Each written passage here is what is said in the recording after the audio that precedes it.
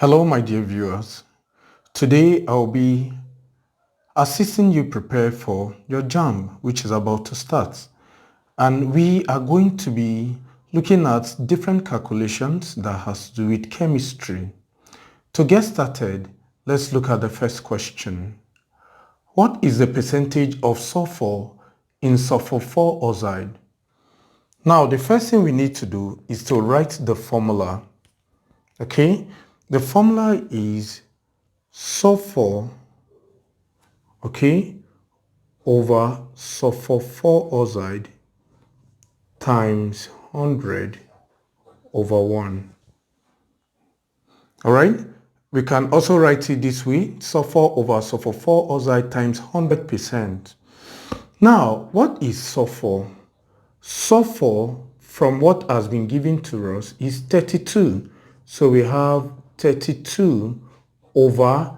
Now, let's look for the molecular mass of this. Since sulfur is 32, this sulfur is also 32. So we have 32 plus oxygen. Oh, oxygen is 16, but we have 2 atoms of oxygen. So we do 2 times 16. All right. So this will give us 32 over 32 plus 2 times 16 will also give us 32. So we have 32 over, add up the denominator, it will give us 64. All right. Now, don't forget your 100%. I just work this, so times 100 over 1. Now, by the time we multiply 32 times 100, will give us 3,200, okay, divide by 64. This will give us, it will give us 50%. Okay, if you divide through 3,200 divided by 64, we give you 50%. Okay, that's for question number 1. That's how to go about it. For question number 2, a gas X diffuses twice as fast as gas Y. If the relative molecular mass of X is 32, calculate the relative molecular mass of Y. Now, this has to do with Graham's law of effusion or diffusion. So, the formula is the rate of diffusion X over the rate of diffusion Y, okay, is equals to the square root of the molecular mass of Y, they are inverse of each other, over the molecular mass of X. Now, since the rate of diffusion of X is twice as fast, that means when the rate of diffusion of X will complete its own, rate of diffusion of Y, it will take this rate of diffusion twice. So it will be 1 for X and 2 for rate of Y, equals to the square root of the relative molecular mass of Y was not given. So they want us to look for My, mass of Y, okay? But the molecular mass of X was given as 32. So for Mx, we have 32. Now, the first thing we need to do is to break this square root. And to break this square root, we need to square this.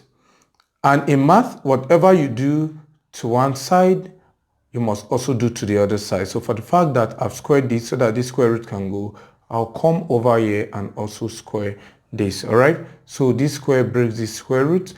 This square, 1 times 1 will give you 1 over 2 times 2.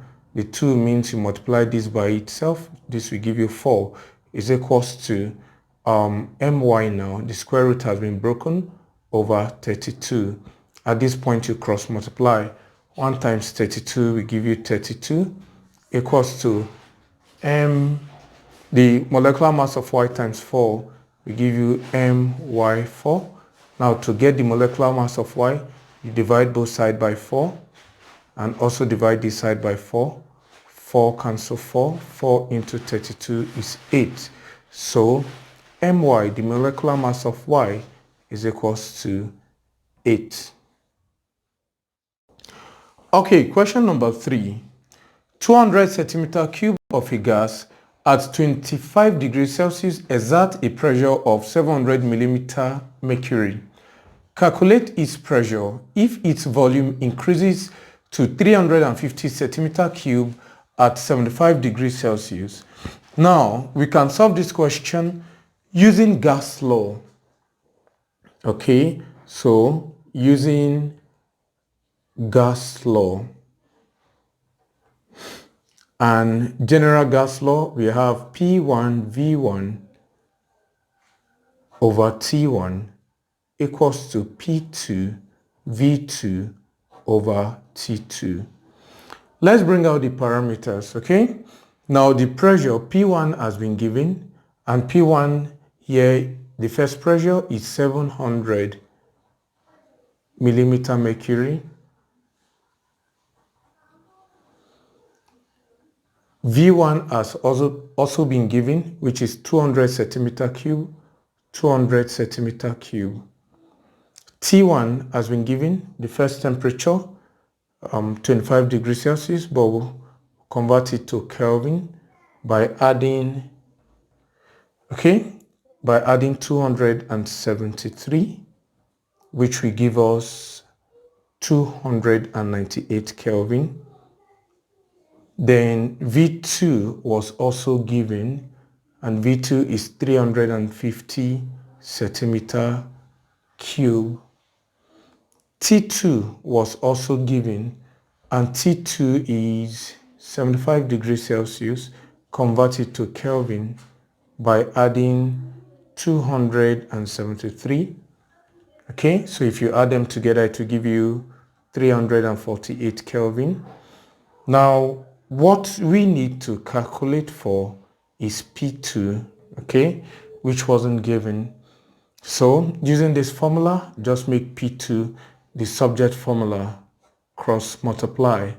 You have P2 V2, then T1, this denominator, over cross multiply this way. Sorry, this time this is equals to this P1 V1 T2. Okay, so I cross multiplied. Now, since we are looking for P2, we divide both sides by V2 T1. Divide this side by V2 T1. Now, this cancels this. So P2 is equals to this. Then you substitute the figures here. So P2 will give us, what is P1? 700 times V1, which is 200, times T2, which is 348. Okay, divide by V2, which is 350, times T1, which is 298. So P2 will give us. Now, by the time you calculate this, okay, this will give us 467, okay, 467.11 millimeter mercury. Let's look at question number 4. How many protons, neutrons, and electrons respectively are present in the element, in this element, okay, cobalt? Now, in this element, 60, of course, this is the mass number, and this is the atomic mass, which is the number of protons. Okay, so we already have protons. We have 27. Okay, now to get neutrons, this mass number, okay, is a combination of proton and neutron. Since we know that protons we have at 27, so to get neutron we have to do 60 minus 27, since both of them make up 60. So you borrow 1 from 6, this will give you 5, put it here, 10 minus 7 will give you 3, 5 minus 2 will give you 3. So we have 33 neutrons. And you know that the number of protons and electrons are the same. So if protons are 27, electrons will also be 27. So we have 27, 33, 27, and the answer has to be C. Question number 5. The radioactive radiation used in studying the arrangement of particles in giant organic molecules is what? Now we have options A to D. The right answer is X-rays, okay, which is option C. I want you to know that scientists use the X-rays to study the structure of matter. They have used X-rays to study how atoms are arranged in crystals as well. Now let's go to question number 6. A silicon containing oil has 92%, 28 Si, 5%, 29 Si, and 3%, 30 Si. Calculate the relative atomic mass of the silicon. Now, this is very easy. Now, for the first one, we have 92%. Don't forget that percent means over 100. So for the first one, we have 92 over 100 times 28. Okay, plus for the second one, we have 5%, which means 5 over 100 times how many? 29. For the third one, we have 3%, which means 3 over 100 times 30. And that is all you need to do to get the relative atomic mass of silicon. Now, if you multiply 92 by 28 and divide by 100, you are going to get 25.76 plus. If you multiply 5 by 29 and divide by 100, you are going to get 1.45. And if you multiply 3 by 30 divide by 100, you are going to get 0.9. And if you add them together, your answer is going to be 28.11. Okay? Okay, we still have other past questions here. Now, question number 7.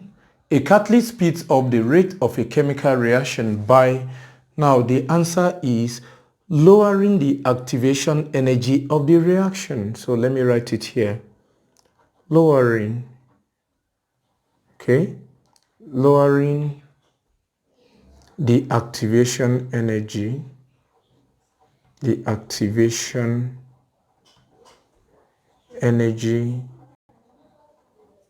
of the reaction. Okay, this is your answer. Now, question number 8. A mixture is different from a compound because the reason why a mixture is different from a compound is that the constituents of a compound are chemically bound together, while those of a mixture are not. So I'll just explain this. Now let's go over to question number 9. Okay, now for question number 9, the nitrogen obtained from air has a density higher than the one from nitrogen containing compounds because the one from air is contaminated with what? The answer for question number 9 has to be oxygen. Is contaminated with oxygen. Okay, that's the right answer.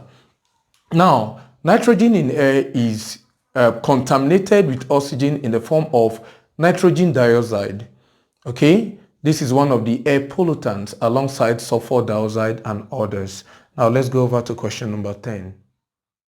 For question number 10, water is said to be temporary when it contains which one of them is the right option? Now, I want you to understand that temporal hardness of water is caused by the presence of calcium hydrogen triazocarbonate 4 and magnesium hydrogen triazocarbonate 4 salts. Okay, so the right answer has to be B. Though this can easily be removed by boiling or through precipitation of calcium hydroxide. Let's look at question number 11. On exposure to the atmosphere, a hydrated salt loses its water of crystallization to become anhydrous. This phenomenon is referred to as The answer is efflorescent. Okay, let me write it for you to see. Fluorescence. Okay, so efflorescent on its own is the loss of water or solvent of crystallization from a hydrated or solvated salt to the atmosphere on exposure to air. Let's take question 11. Question 12, sorry. Question 12. 16.55 gram of lead 2 triazonitrate 5 was dissolved in 100 gram of distilled water at 20 degrees Celsius. Calculate the solubility of the solute in mole per decimeted cube. Now the formula we need to use is this: mass over molar mass times 1000 centimeter cube solution all over volume of solvent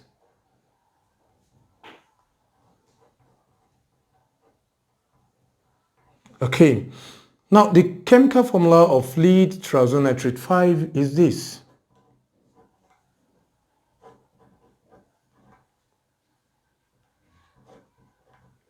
Okay, with this we can calculate for the molar mass of this. So the molar mass will be, for the lead, the molar mass is 207 plus.